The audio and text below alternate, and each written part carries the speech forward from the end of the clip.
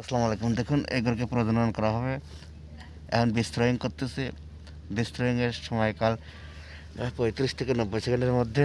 দেখুন এখন পানির টেম্পারেচার আছে হলে 37 ডিগ্রি সেলসিয়াস। এই গাভীকে প্রজনন করাবো, এখন দেখাচ্ছে। এই গাভীকে প্রজনন করাবো।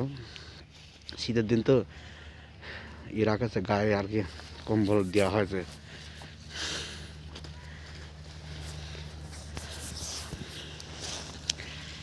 দাঁড়ান, আমি কি বীজ দেব আমি একটা আপনাদের সামনে দেখাই। এই দেখেন বীজের স্টিক।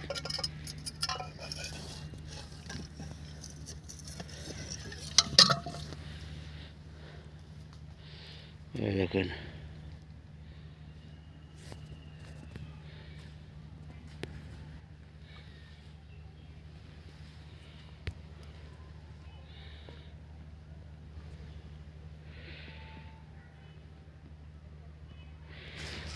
এটা আমি থ্রোয়িংয়ে লাগা দিলাম।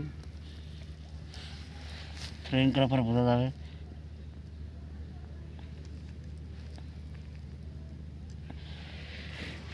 তারপরে গাভীকে প্রজনন করা হবে।